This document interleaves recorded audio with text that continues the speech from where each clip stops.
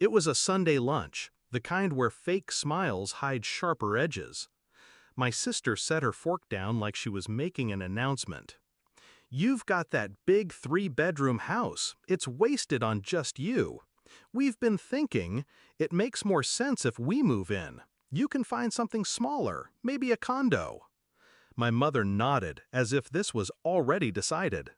"You don't have kids, honey. Family comes first. And with 6 of them, your sister needs the space more than you." I didn't argue, not then. I just smiled, folded my napkin, and excused myself. We weren't always like this. When Dad died, I was 19. My sister, Elaine, was 23 and already married to Mark. She played the role of my protector then, called every day, helped me with tuition, told me she'd always have my back. I believed her. When I bought the house 10 years later, she was the first to tour it.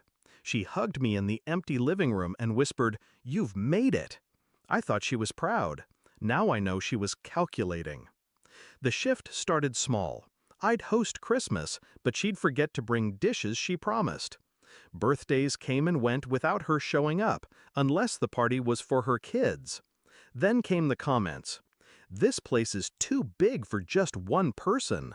You must get lonely rattling around here. You're so lucky you don't have the expenses we do." It wasn't until that Sunday lunch that the mask fully dropped. They'd already decided I was moving out. I was just the last to be informed. That night, I didn't cry, I didn't rage. I made tea, sat at my desk, and began my plan. The deed was in my name only. The mortgage was fully paid off. I'd worked years to get here, and they assumed I'd give it away because my womb had stayed empty. I wasn't going to fight them head-on, no. People like Elaine thrive on public drama. I'd make her think she'd won, right until the floor dropped out from under her. Step 1, I agreed. A week later, I called Elaine. My voice was light, almost cheerful. "You know, you're right. This house is too much for me. If it'll help you out, I'll move. But I'll need a couple of months to sort things." She was almost giddy. Mark got on the line to thank me, though he couldn't hide the smugness. They even started bringing the kids over to get them used to the place. That was fine. Every visit gave me the chance to gather exactly what I needed. Step 2, I sold the house. Not on the open market, not to anyone they knew. A private buyer, cash offer. I accepted quickly, under market value, to ensure it closed before word could spread. The contract was airtight, the funds already transferred to an account they didn't know existed. I told no one, not friends, not neighbors, just my lawyer. Step 3, I let them plan their move-in. Elaine sent me Pinterest boards for their kids' rooms. My mother suggested where we could store my furniture until I found a smaller place. I nodded through it all, smiling at the mental image of their faces when they learned. Moving day. They arrived with a rented truck, Mark barking orders, the kids running through the front yard. Elaine strode up to the porch like she already owned it. "We'll start with the beds. You can load your stuff after," she said. I handed her an envelope. She didn't take it first, too busy directing traffic. "What's this?" "The new owner's contact info," I said. "You'll need to arrange a tour with them. It's not my house anymore."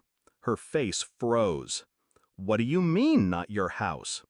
"I sold it. Closed last week. I'm moving today, too." Mark stepped forward, his voice sharp. "You can't just—" "I could. I did. And since you never paid a cent toward it, you had no claim. The buyer should be here in," I checked my watch, "3 minutes. They didn't believe me until the moving truck for the real new owners pulled up. A young couple, smiling nervously, holding their baby. The wife shook my hand and thanked me for a smooth sale. Elaine's kids stood confused, clutching their toys, as their mother's voice pitched higher, more desperate. My mother avoided my eyes entirely. I didn't stay to watch the full meltdown. Just got in my car, turned the key, and drove away. Now I live in a smaller place, by the coast. 2 bedrooms, enough for me and for the friends who actually show up when I need them.